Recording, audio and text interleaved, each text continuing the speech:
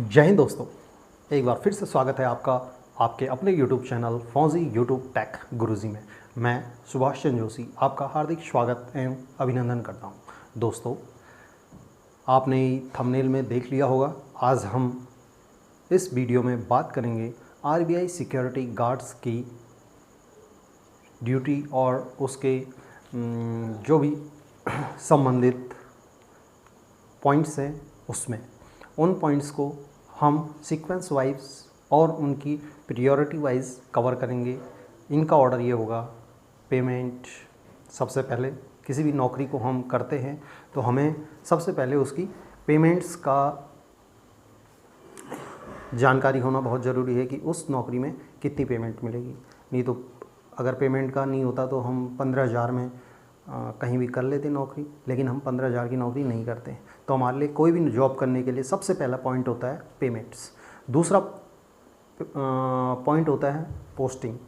दूसरा जो पॉइंट होता है वो होता है पोस्टिंग का, कि वह ड्यूटी स्टेशन हमें कहाँ पर मिलेगा, हम अपने होम पोस्टिंग से कितनी दूर रहेंगे, हम जहाँ पे चाहते हैं या नहीं पे वहाँ पे होगा कि नहीं।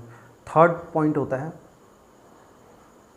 प्रमोशंस का, कि उसमें आपका फ्यूचर एक्सपेक्ट कितना है, आप फ्यूचर में कितना ग्रोथ कर सकते हैं। ये एक बहुत ज़रूरी पॉइंट्स होते हैं। 3, पेमेंट, पोस्टिंग्स और प्रमोशंस। उसके बाद 2 और पॉइंट आते हैं जो कि हमारे जॉब्स के बाद हमें बड़ा इफ़ेक्टेड करते हैं। वो होते हैं accommodation and nature of duty. Duty schedule क्या है, ड्यूटी का टाइप ऑफ वर्क क्या है।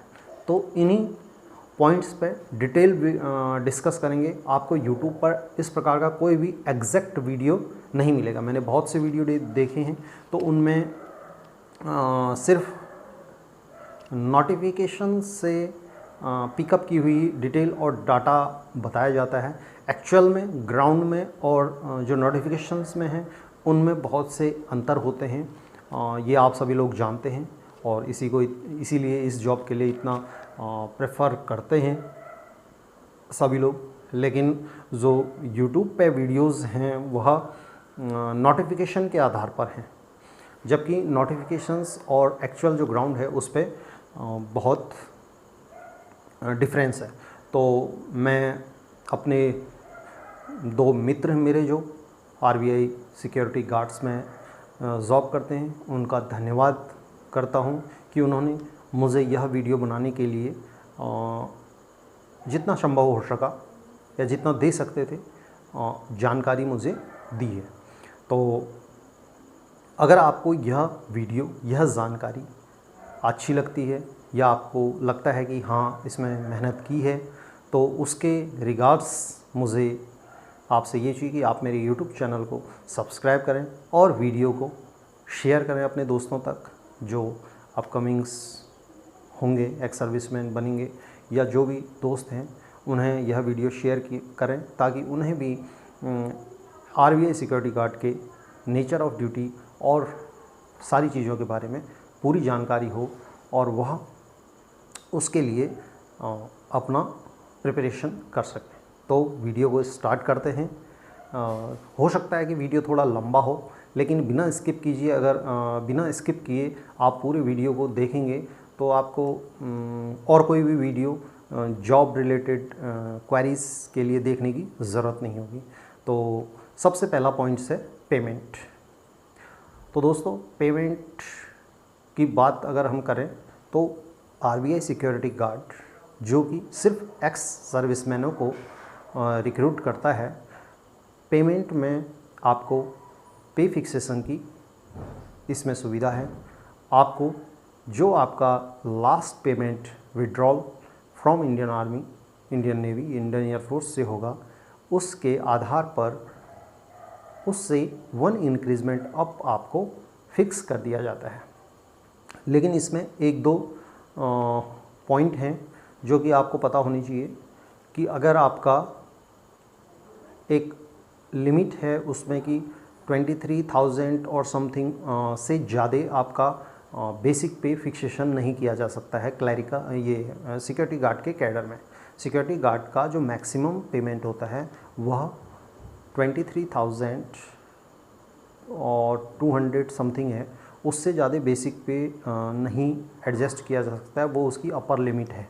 तो एक तो यहाँ पर किसी किसी का ये वो हो जाता है कि जिसको फौज में फास्ट प्रमोशन मिला, उनकी जो सैलरी है, जिनकी बेसिक सैलरी ज़्यादा होती है, उनका लास्ट पेमेंट ड्रॉन ज़्यादा होता है, तो उन लोगों को कभी कभी पे फिक्सेशन नहीं हो पाता है। मतलब होता तो है, लेकिन एक लिमिट जो उनकी लास्ट लिमिट है वहीं तक कर पाते हैं, उससे ज़्यादा नहीं कर पाते। लेकिन इसमें लगभग सभी लोग आ ही जाते, कोई एक हद होता है जिसको कि इसमें पे फिक्सेशन से फ़ायदा न होता हो, बाकी सभी को 99.9% लोगों को इससे बेनिफिट होता है।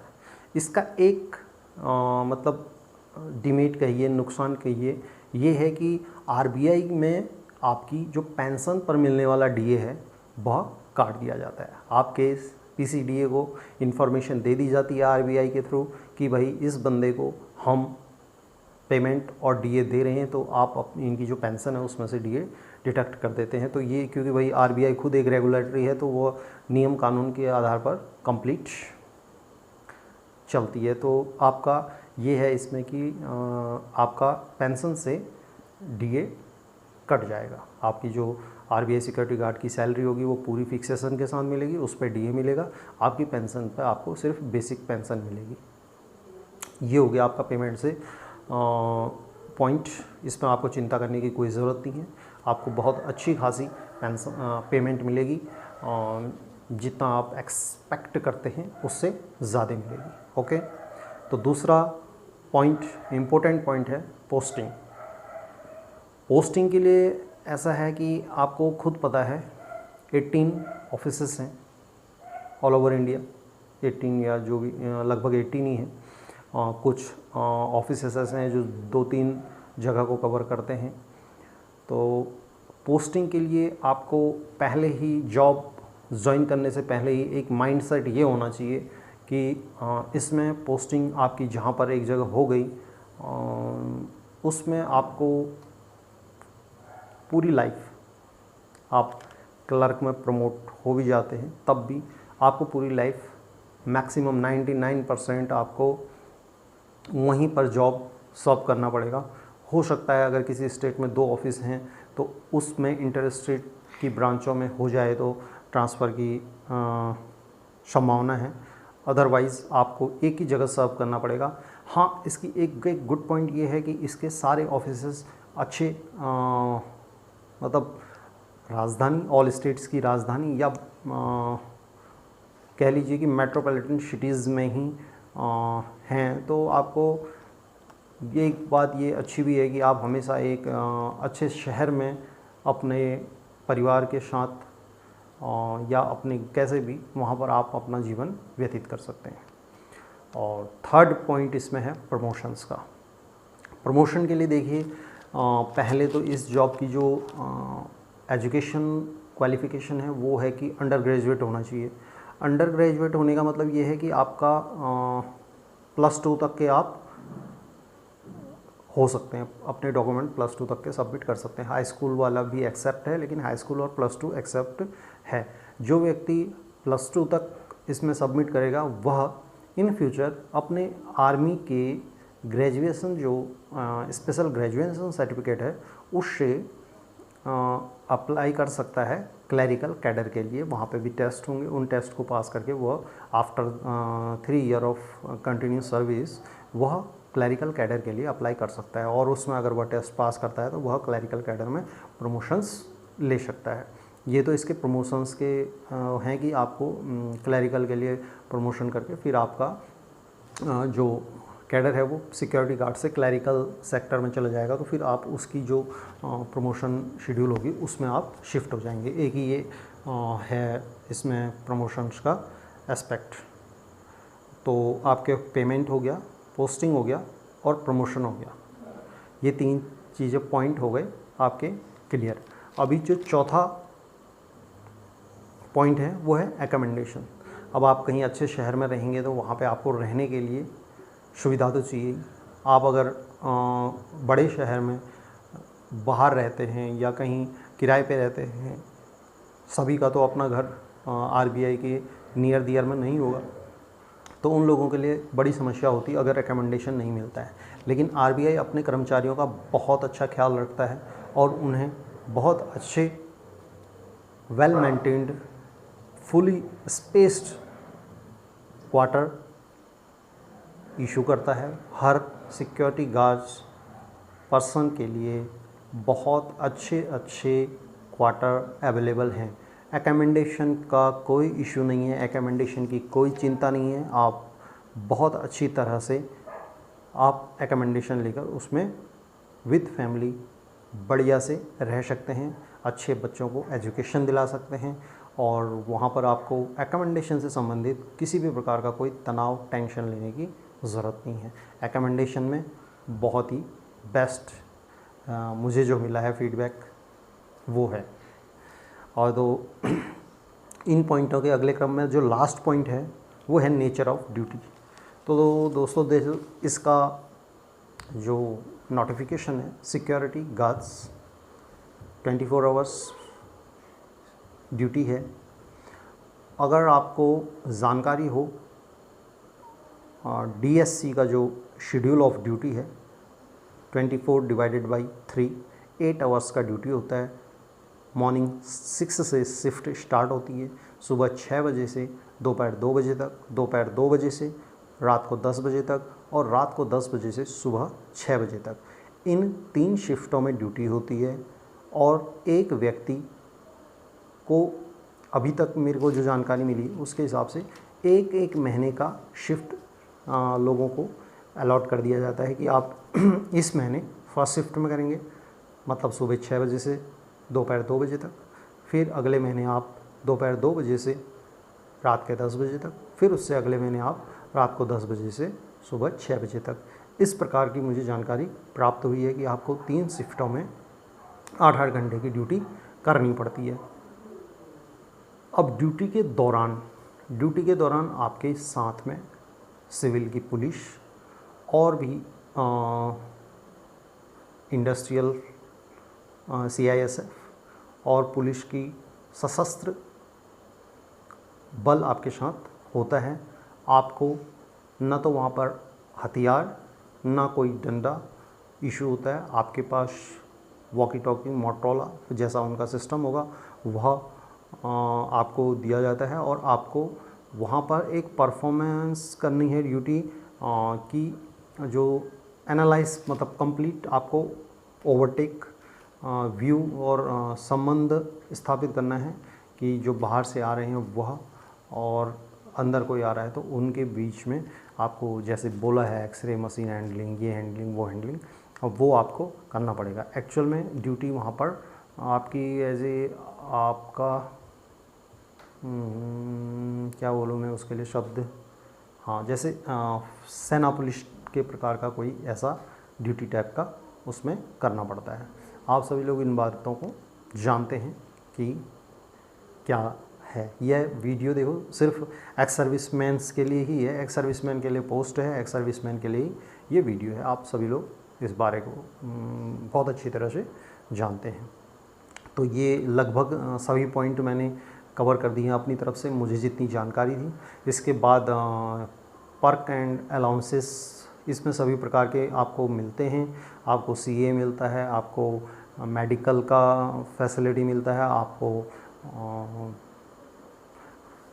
विद फैमिली टूर घूमने का मिलता है। जो भी आप कभी भी अगर आप ड्यूटी के दौरान या ड्यूटी से कहीं पे कुछ कर रहे हैं जाते हैं तो उसका मिलता है। आपको फेस्टिवल अलाउंस मिलता है। जो भी बाकी पर्क एंड अलाउंसेस बहुत हैं उसमें आपको पेट्रोल डीजल का, न्यूज़पेपर का, इंटरटेनमेंट, इंटरनेट और मोबाइल, ये बहुत perk and allowances are too much.